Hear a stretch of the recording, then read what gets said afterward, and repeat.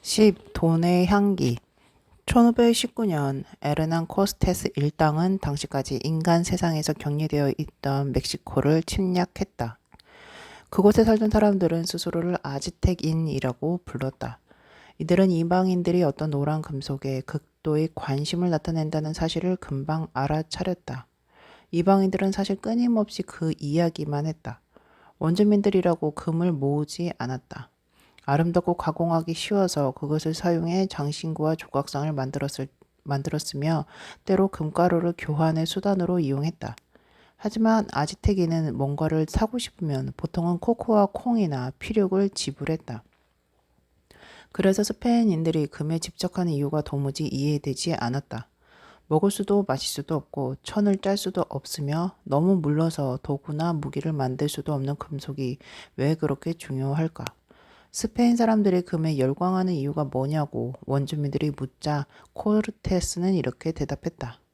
나와 내 동료들은 금으로만 나올 수 있는 마음의 병을 앓고 있기 때문이다. 스페인 사람들이 떠나온 아프로아시아 세계에는 금에 대한 집착이 만연해 있었다. 서로 원수인 사람들도 이 쓸모없는 누런 금속을 갈구하는 데는 한마음이었다. 멕시코를 정복하기 3세기 전 코르테스의 조상들과 그 군대는 이베리아 반도와 북아프리카에 있던 무슬림 왕국들과 피비린내 나는 종교 전쟁을 벌였다. 그리스도의 신자들과 알라의 신자들은 상대방을 수천 명씩 죽이고 들판과 과수원을 황폐하게 만들고 번영한 도시를 연기나는 폐허로 만들었다. 모두가 그리스도나 알라의 영광을 더 크게 만들기 위한 일이었다. 점차 우세를 차지한 기독교인들은 승리를 축하하기 위해 모스크를 부수고 교회를 지었을 뿐 아니라 새로운 금화와 은화를 발행하여 십자가와 함께 이교도들과 싸움을 하는 하느님이 도와주셔서 감사하다는 내용을 새겼다.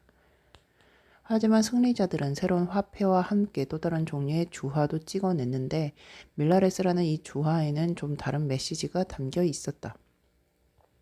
기독교인 정복자들이 찍어낸 사각형 주화에는 유려한 아라비아 문자로 다음과 같은 선언이 새겨져 있었다. 알라 외에 다른 신은 없으며 무함마드는 알라의 사자다.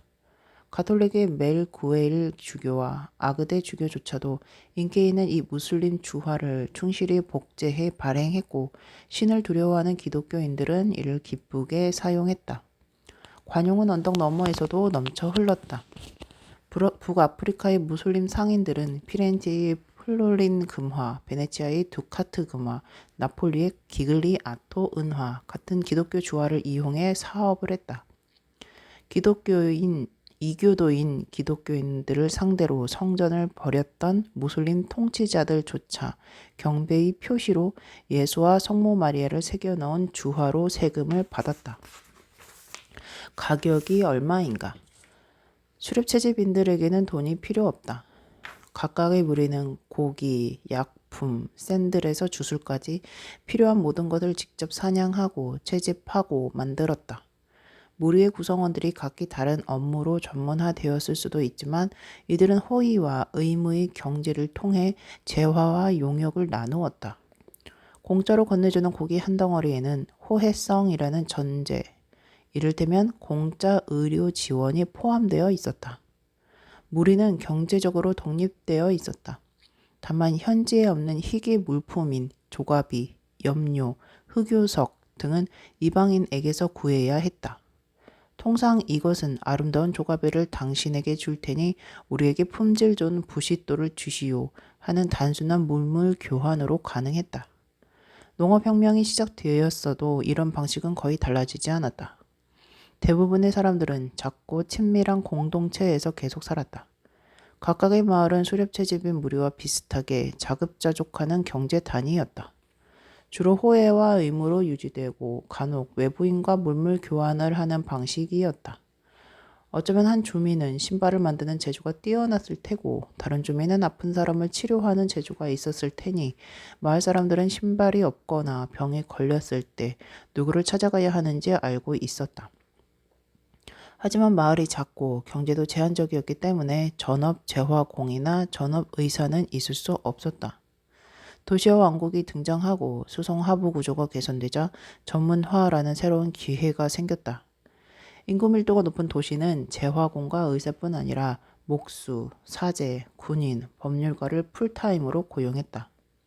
어떤 마을이 정말로 품질 좋은 와인, 올리브 오일, 도자기를 만드는 것으로 명성을 얻었다면 그 마을은 거의 전적으로 해당 상품만을 생산하고 필요한 다른 상품은 다른 정착지의 사람과 교역을 통해 얻는 것이 낫다는 사실을 알아차렸다.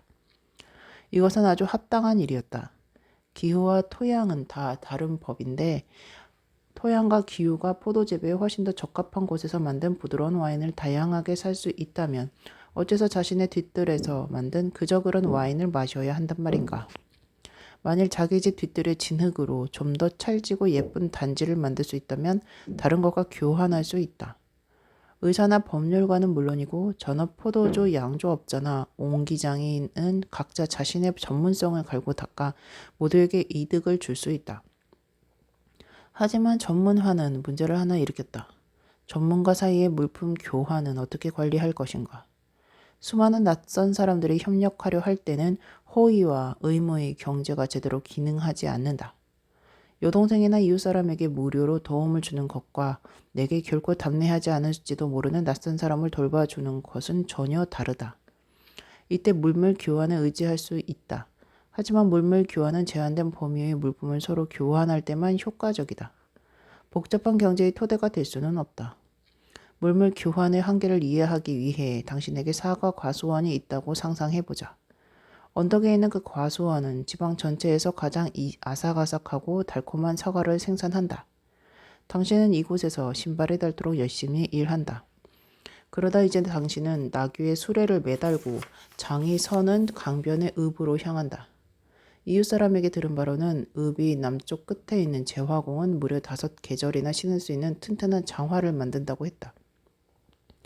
당신은 재화공의 가게를 찾아가서 약간의 사과를 내놓고 당신이 필요로 하는 신발을 달라고 한다. 재화공은 망설인다. 사과를 얼마나 달라고 해야 할까? 그에게는 매일 수십 명의 고객이 찾아온다. 그중 몇몇은 사과 자루를 가져오고 몇몇은 밀, 염소, 피륙을 가져오는데 품질은 다 다르다. 또 다른 사람들은 왕에게 탄원서를 내는 전문성이나 요통을 고치는 전문성을 제공하겠다고 한다.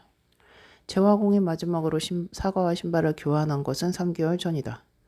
그때는 사과 3자루를 받았다. 아니 4자루였던가. 하지만 생각해보니 지난번 사과는 신맛이 나는 계국산이었고 이번 것은 언덕에서 생산된 최고 품질이다. 한편 저번에 받은 사과는 작은 여성용 신발과 바꾸었는데 이 고객은 남성용 장화를 요구하고 있다. 게다가 최근 몇 주 동안 전염병이 돌아 읍 주변의 양떼가 10마리당 1마리꼴로 죽었기 때문에 가죽이 귀해지기 시작했다. 무두장이들은 전과 같은 양의 가죽에 대해 예전보다 2배의 구두를 요구하기 시작했다. 이런 점도 고려해야 하지 않을까. 물물 교환 경제에서 재화공과 사과 과수원 주인은 수십 종 재화의 상대 가격을 매일매일 새로 알아야 한다. 만일 100종에 각기 다른 상품이 시장에서 거래된다면 구매자와 판매자는 4,950까지 서로 다른 교환율을 알아야 할 것이다. 만일 거래되는 상품이 1,000종이라면 49만 9,500까지 서로 다른 교환율을 고개하듯 다뤄야 할 것이다. 그걸 어떻게 다 안단 말인가? 문제는 그뿐만이 아니다. 사과 몇 개가 구두 한 켤레와 맞먹는지를 어찌어찌 계산한다 해도 물물 교환이 늘 가능한 것은 아니다. 무엇보다 거래가 이루어지려면 쌍방이 상대가 원하는 것을 가지고 있어야 한다. 재화공이 사과를 좋아하지 않으면 어쩔 것인가? 그 순간에 그가 정말 원하는 것이 이혼이라면 어쩔 것인가? 물론 농부가 사과를 좋아하는 법률가를 찾아내서 삼각거래를 주선할 수는 있다. 하지만 만일 그 법률가가 사과에는 물렸으며 꼭 필요한 것은 이발이라고 한다면 어쩌겠는가? 일부 사회에서는 중앙집중적 물물 교환 시스템을 만들어서 이 문제를 해결하고자 했다. 전문 재배자와 제작자에게서 물품을 다 받아둔 뒤 그것을 필요로 하는 사람에게 분배하는 것이다. 이런 실험 중 가장 규모가 크고 유명한 것은 옛 소련에서 시행되었지만 비참한 실패로 끝나고 말았다. 원래 능력에 따라 일하고 필요에 따라 받는다던 것이 현실에서는 문제가 되지 않는 범위 내에서 최소한으로 일하고 가능한 최대로 받아낸 대로 바뀌었다. 이보다 온건하고 성공적인 실험이 이루어진 경우도 있었다. 예컨대 잉카 제국이 그랬다. 하지만 대부분의 사회는 많은 수의 전문가를 연결시키는 좀 더 쉬운 방법을 찾아냈다. 돈을 개발한 것이다. 조가비와 담배. 화폐는 여러 곳에서 여러 차례 만들어졌다. 화폐가 발달하는 데는 기술적인 돌파구가 필요하지 않았다. 이것은 순수한 정신적 혁명이었다. 거기에 얽혀있는 것은 사람들이 공유하는 상상 속에서만 존재하는 새로운 상호 주관적 실체였다. 화폐는 주화와 지폐가 아니다. 화폐는 재화와 용역의 가치를 체계적으로 표현할 수 있게끔 사람들이 기꺼이 사용하려고 하는 모든 것을 말한다. 그 목적은 재화와 용역을 교환하는 데 있다. 돈이 있으면 각기 다른 물품의 가치를 쉽고 빠르게 비교할 수 있고 하나를 다른 것과 쉽게 비교할 수 있으며 부를 편리하게 쌓아둘 수 있다. 화폐의 유형은 매우 다양했다. 가장 친숙한 것이 주화, 즉 무언가를 새겨진 표준화된 금속 조각이다. 하지만 주화가 발명되기 훨씬 전부터 화폐는 사용되었다. 금속이 아닌 다른 물건을 사용해서 번영한 문화는 많았다. 조가비, 가축, 가죽, 소금, 곡식, 구슬, 천, 약소거음, 별보배 고등 껍데기는 아프리카, 남아시아, 동아시아, 오세아니아 전역에서 약 4,000년간 화폐로 쓰였다. 20세기 초 영국령 우간다에서는 별보배 고등 껍데기로 세금을 납부하는 것도 가능했다. 현대 교도소나 전쟁포로 수용소에서는 담배가 돈의 역할을 한 적이 종종 있었다. 심지어 담배를 피우지 않은 수인들도 담배를 지불 수단으로 기꺼이 받아들였다. 다른 모든 재화와 용역의 가치를 담배로 계산하는 것에 대해서도 마찬가지였다. 아우슈비츠의 생존자 한 사람은 수용소에서 사용된 화폐를 이렇게 묘사했다. 우리에게는 우리만의 화폐가 있었고 누구도 그 가치를 의심하지 않았다. 그것은 담배였다. 모든 물품의 가격은 담배로 제시되었다.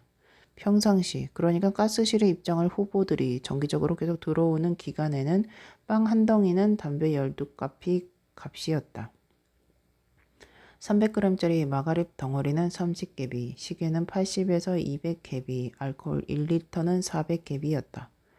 심지어 오늘날에도 주화와 지폐는 화폐의 유형으로서는 드문 것이다. 세계 전체의 화폐 총량은 약 60조 달러지만 주화와 지폐의 총액은 6조 달러 미만이다. 돈의 90% 이상, 우리 계좌에 나타나는 50조 달러 이상의 액수는 컴퓨터 서버에만 존재한다. 그에 따라 대부분의 상거래는 하나의 컴퓨터 파일에 들어있는 전자 데이터를 다른 파일로 옮기는 방식으로 이루어지지 실제로 돈을 주고 받지는 않는다. 가령 집을 살 때 가방에 가득 찬 지폐로 지불하는 것은 범죄자밖에 없다. 사람들이 전자데이터를 받는 대가로 재화와 용역을 기꺼이 거래하려는 한 그것은 반짝이는 주화와 빳빳한 지폐보다 낫다. 더 가볍고 부피가 더 작고 기록하기도 더 쉽다. 복잡한 상업체계가 제대로 가능하려면 모종의 화폐가 반드시 있어야 한다. 화폐 경제하의 재화공은 다양한 종류의 구두에 매겨지는 가격만 알면 족하지 신발과 사과, 신발과 염소의 교환율을 암기할 필요가 없다. 사과 재배 전문가도 돈만 있으면 사과를 좋아하는 재화공을 찾을 필요가 없는데 돈은 모든 사람이 원하기 때문이다. 이것은 아마도 돈의 가장 기본적 속성일 것이다. 사람들이 항상 돈을 원하는 것은 다른 사람들 역시 항상 돈을 원하기 때문이고 이것은 곧 당신이 원하거나 필요로 하는 모든 것과 돈을 교환할 수 있다는 말이다. 재화공은 당신에게서 돈을 받으며 언제나 만족할 텐데 그가 실제로 원하는 것이 사과든 염소든 이혼이든 무엇이든 돈을 주고 그것을 얻을 수 있기 때문이다. 그러므로 돈은 거의 다른 것의 모든 것을 바꿀 수 있게 해주는 보편적인 교환 수단이다. 전역 군인이 자신의 군인 수단으로 대학 수업료를 낸다면 체력이 지력으로 바뀐 경우다. 공작이 자신의 신하들을 먹여 살리기 위해 재산을 판다면 땅이 충성심으로 바뀐 경우다. 의사가 진료비를 받아 변호사를 고용하거나 판사에게 뇌물을 준다면 건강이 재판으로 바뀐 경우다. 심지어 성관계를 구원으로 바꾸는 것도 가능하다. 15세기의 청녀들이 남자와 자는 대가로 받은 돈으로 카톨릭 교회의 면죄부를 사곤 했으니 말이다. 이상적인 형태의 돈은 사람들로 하여금 어떤 것을 다른 것으로 바꾸게 해줄 뿐 아니라 부를 축적할 수 있게도 해준다. 세상에는 저장되지 않은 귀중한 것이 많은데 가령 시간이나 미모가 그렇다. 어떤 것은 짧은 시간만 저장이 가능하다. 딸기가 그렇다. 내구성이 더 좋은 것들도 있지만 공간을 많이 차지하고 비싼 시설이 필요하며 손이 많이 간다. 예컨대 곡물은 몇 년씩 저장할 수 있지만 그러려면 커다란 창고를 지어야 하고 쥐와 곰팡이, 물, 불, 도둑을 막을 필요가 있다. 또는 그것이 종이든 컴퓨터 비트든 혹은 별봅의 고동 껍데기든 이런 문제를 해결해 준다. 별봅의 고든 껍데기는 썩지 않고 쥐의 입맛에 맞지도 않으며 불에 타지 않고 금고에 넣어둘 수 있을 정도로 작다. 불을 이용하려면 단순히 저장해 두는 것만으로는 충분치 않다. 이 장소에서 저 장소로 이동시킬 필요가 있다. 어떤 형태의 예컨대 부동산 같은 것들은 전혀 이동할 수 없다. 밀과 쌀 같은 재화는 어렵사리 운반이 가능하다. 화폐가 없는 세상에 부유한 농부가 먼 지방으로 이주한다고 상상해보자. 그의 부는 집과 논이 대부분을 차지한다.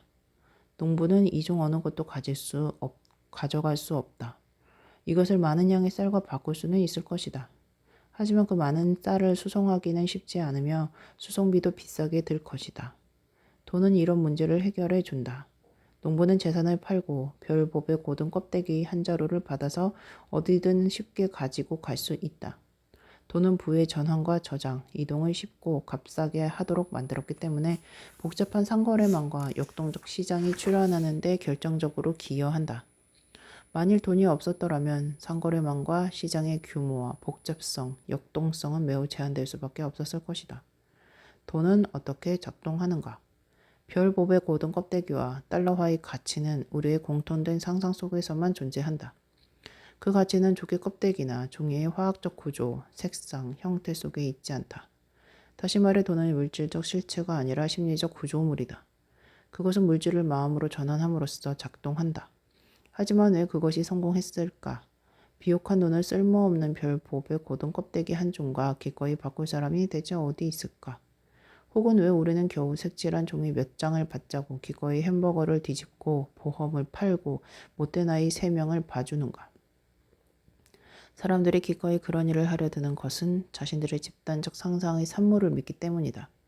신뢰는 온갖 유형의 돈을 주조하는 데 쓰이는 원자재다. 앞에 부유한 농부가 재산을 팔고 별법의 고든 껍데기 한 자루를 받아서 다른 지방으로 여행을 간다고 하자.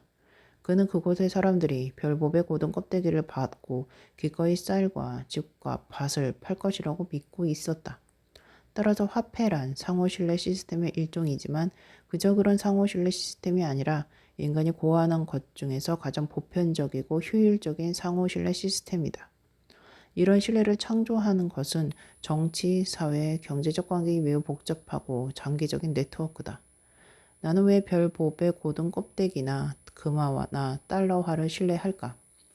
내 이웃들이 그것을 신뢰하기 때문이다. 그리고 내 이웃들이 그것을 신뢰하는 이유는 내가 그것을 신뢰하기 때문이다.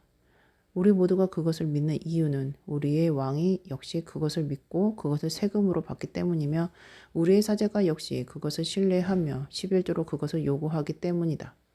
달러 지폐 한 장을 꺼내 잘 살펴보라. 그것이 앞면에는 미국 재무성 장관의 서명이 있고 뒷면에는 우리는 하느님을 믿는다는 구호가 쓰여 있는 알록달록한 종이 조각에 지나지 않음을 알 수 있다. 우리가 달러를 받는 이유는 우리가 하느님을 믿고 미국 재무성을 믿기 때문이다. 신뢰가 결정적 역할을 한다는 사실은 왜 금융 시스템이 우리의 정치, 사회, 이데올로기 시스템과 그토록 밀접한 관련이 있는지 설명해 준다.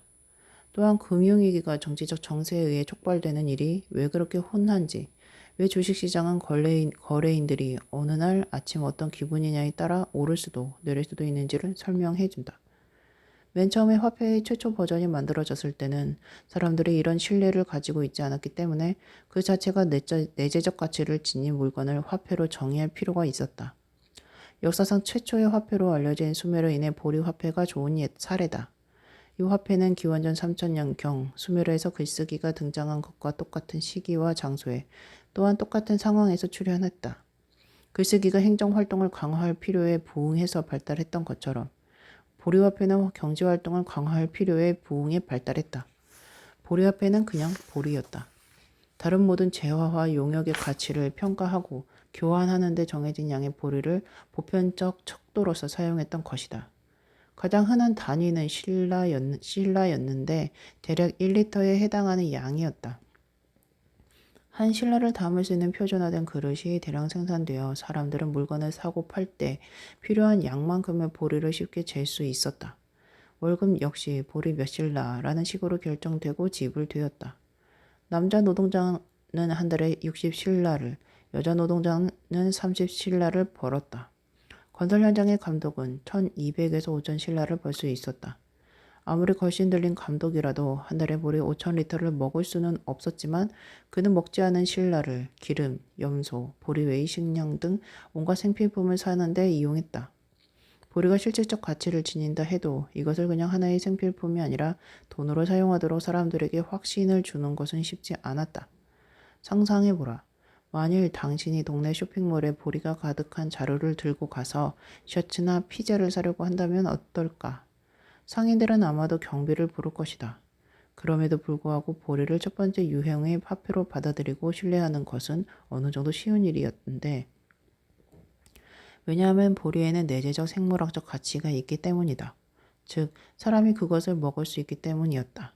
한편 보리는 저장하거나 운반하기는 어려웠다. 화폐의 역사에서 진정한 돌파구가 생긴 것은 그 자체로는 내재적 가치가 없는 돈, 그렇지만 저장과 운반이 쉬운 돈은 사람들이 신뢰하게 되었을 때다. 그런 화폐는 기원전 3000년에서 기원전 2000년의 중간쯤 고대 메소포타미아에서 출현했다. 은으로 된 세겔이었다. 세겔은 은어가 아니라 은 8.33g을 말했다. 하무라이 법전은 귀족 남성이 노예 여성을 죽인 경우 그 소유자에게 은 20세겔을 지불해야 한다고 규정했는데 은화 20개가 아니라 은 166g을 지불해야 한다는 뜻이었다. 구약 성경에 나오는 화폐 관련 용어는 대부분 동전이 아니라 은과 관련된 것이다. 요셉의 형제들은 그를 이스라엘의 자손들에게 은 20세겔, 즉 은 166g에 팔았다. 보리실라와 달리 은 세겔은 고유한 가치를 지니지 않았다. 은은 먹을 수도 마실 수도 옷을 해 입을 수도 없다. 유용한 도구를 만들기에는 너무 무르다. 은으로 만든 보습이나 칼은 알루미늄 홀로 만든 것처럼 금세 구겨져 버릴 것이다. 금이나 은에 뭔가 쓸모가 있다면 그것은 장신구나 왕관을 비롯한 신분의 상징을 드러내는 재료로 쓰였다. 특정 문화에 속한 사람들이 높은 사회적 지위와 동일시하는 사치품 말이다. 그 가치는 순전히 문화적이다. 정해진 무게의 귀금속은 결국 동전, 즉 주화를 탄생시켰다. 역사상 최초의 주화는 기원전 640년경 아나톨리아 서부에 있던 리디아의 왕 알리아테스가 만들었다. 이 주화는 표준화된 무게의 금이나 은으로 만들어졌고 식별 표식이 새겨져 있었다. 표식은 두 가지를 증명했다. 첫째, 해당 주화의 귀금속의 양이 얼마나 들어있는지 알려주었다. 둘째, 주화를 발행하고 그 내용물을 보증한 당국이 누군지를 확인해 주었다. 오늘날 사용되는 거의 모든 주화는 리디아 주화의 후손들이다. 주화는 표식이 없는 금속 덩어리에 비해 두 가지 중요한 장점을 지녔다. 첫째, 금속 덩어리는 거래할 때마다 무게를 재야만 했다. 둘째, 무게를 재는 것만으로는 충분치 않았다. 제화공이 신발의 대가를 주고받은 은괴가 순수한 은으로 만든 것인지 납의 은을 도금한 것인지를 어떻게 안단 말인가. 주화는 이런 문제를 해결해 준다. 각인된 표식이 정확한 가치를 증명하기 때문에 제화공은 금전 등록기 옆에 저울을 놔둘 필요가 없다. 더욱이 주화의 표식은 그 주화의 가치를 보장한 어느 정치 권력의 서명이었다. 표식의 형태와 크기는 역사를 통틀어 크게 달랐지만 메시지는 늘 같았다. 나 위대한 왕, 누구누구는 이 금속 원반에 정확히 5g의 금이 들어있다는 점을 개인적으로 보증한다. 감히 이 주화를 위조하는 자가 있다면 그는 나의 서명을 위조하는 것이고 이는 내 명성의 오점이 될 것이다. 나는 그런 범죄를 최고로 엄중하게 처벌할 것이다. 돈을 위조하는 행위가 다른 종류의 사기에 비해 항상 훨씬 더 심각한 범죄로 취급되어 온 이유가 여기에 있다. 위조는 단순한 사기가 아니다. 주권 침해이고 왕의 힘과 특권과 왕 개인에 대한 반역 행위다. 여기 해당하는 법률 용어는 왕권 침해였으며 그 처벌은 보통 고문과 죽음이었다. 사람들은 왕의 권력과 진실성을 신뢰하는 한 그의 주화도 신뢰했다. 완전한 이방인들도 로마의 데나리우스 주화의 가치에 쉽게 동의할 수 있었는데 주화에 그 이름과 얼굴이 새겨진 로마 황제의 권력과 진실성을 믿었기 때문이다. 한편 그 황제의 권력은 또한 데나리우스의 기초를 두고 있었다. 주화가 없었다면 로마 제국을 유지하기가 얼마나 어려웠을지 생각해 보라. 황제가 보리와 밀로 세금을 거두고 이것으로 월급을 지불했다면 어땠을까? 시리아에서 세금으로 보리를 걷어 로마의 중앙 금고로 수송한 뒤 다시 무리든 주든 군단의 월급으로 지급하기 위해서 수송하기는 불가능했을 것이다. 만일 로마 주민들은 금화를 신뢰하지만 갈리아인, 그리스인, 이집트인, 시리아인은 그 신뢰를 거부하고 별법에 고든 껍데기나 상하 구슬, 피륙천을 신뢰했다면 그런 경우에도 역시 제국을 유지하기는 어려웠을 것이다. 금이라는 복음. 로마 주화에 대한 신뢰는 매우 강력해서 국경 바깥에서조차 사람들은 데나리우스 주화를 받았다. 기원 후 1세기 로마 주화는 인도 시장에서 교환 수단으로 받아들여졌다. 가장 가까운 로마 땅이 수천 킬로미터나 떨어져 있는데도 말이다. 인도 사람들은 데나리우스와 거기 새겨진 황제의 얼굴을 너무나 신뢰하여 현지 지배자들은 자신의 주화를 만들 때 데나리우스를 흡사하게 모방했다. 로마 황제의 얼굴 초상까지 말이다. 데나리우스라는 이름은 주화를 포괄적으로 부르는 말이 되었다. 무슬림 칼리프들은 그 이름을 아랍어화해서 디나르를 발행했다. 디나르는 오늘날에도 요르단, 이라크, 세르비아, 마케도니아, 튀니지를 비롯한 여러 나라 화폐의 공식 명칭이다. 리디아 스타일의 주화 제조법이 지중해에서 인도양까지 퍼져나가고 있을 때 중국은 이와 조금 다른 화폐 시스템을 개발했다. 청동 동정과 표식이 없는 은괴와 금괴를 기반으로 한 시스템이었다.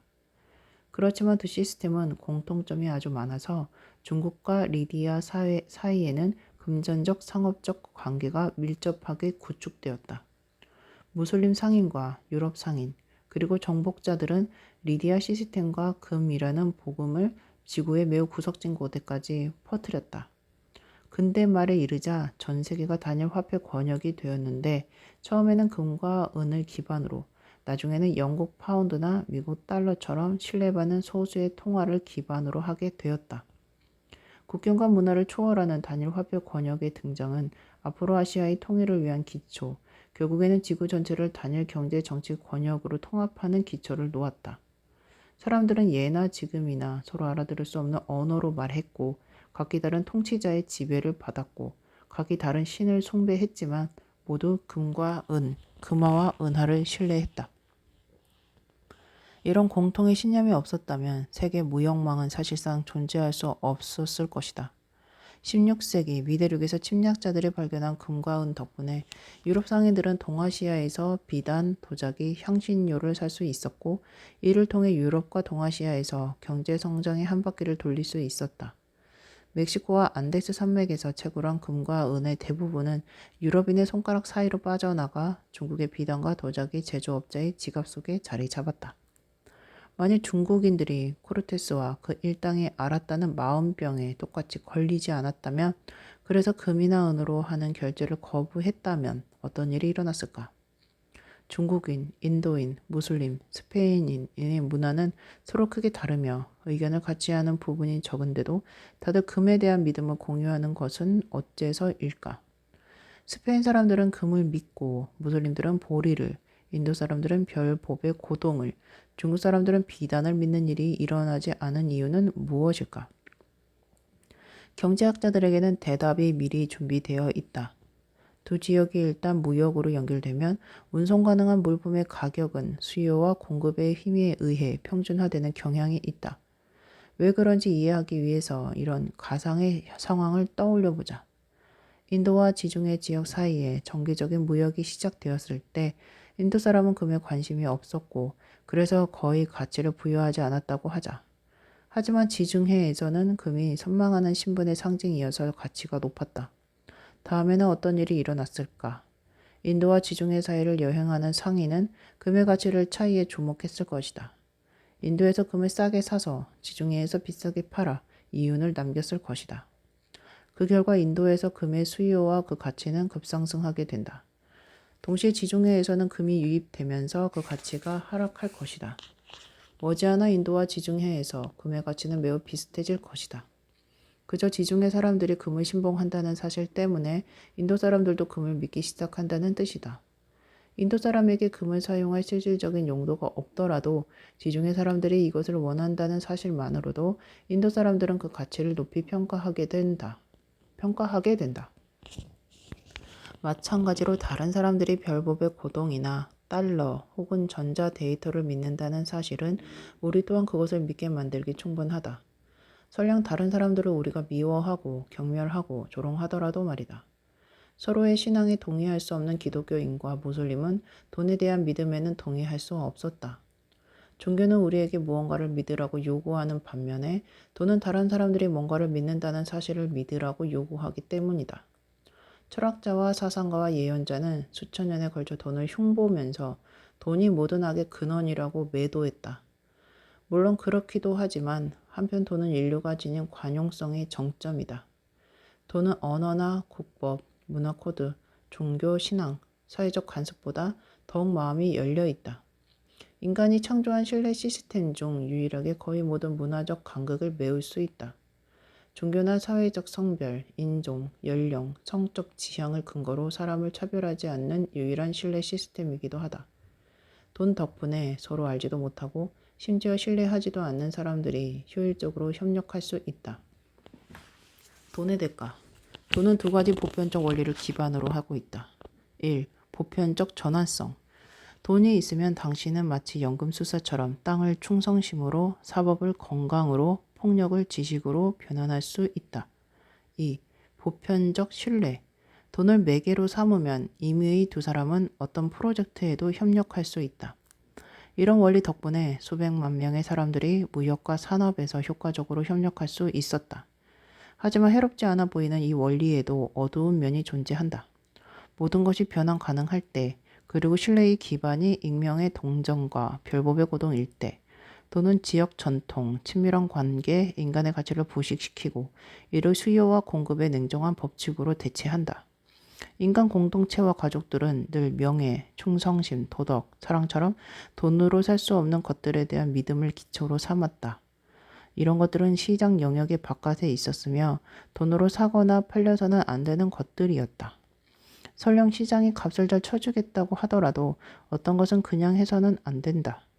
부모는 아이를 노예로 팔아서는 안 되고, 경건한 기독교인은 대제를 범해서는 안 되고, 충성스러운 기사는 영주를 배반해서는 안 되며, 조상대대로 물려받은 부족의 땅을 낯선 사람에게 팔아서는 절대 안 된다. 돈은 언제나 이런 장벽을 돌파하려고 댐의 틈새에 스며드는 물처럼 길을 써왔다. 부모는 자식 몇 명을 노예로 팔아 나머지 자식들에게 먹일 식량을 사야 하는 처지로 내몰렸다. 독실한 기독교인은 살인과 도둑질과 사기를 저질렀으며 그렇게 얻은 돈으로 교회에서 면죄부를 샀다. 야망에 찬 기사들은 자신의 충성심을 경매에 붙여 가장 높은 값을 부르는 사람에게 팔았으며 자신을 따르는 시종들이 충성심도 현금 지불로써 확보했다.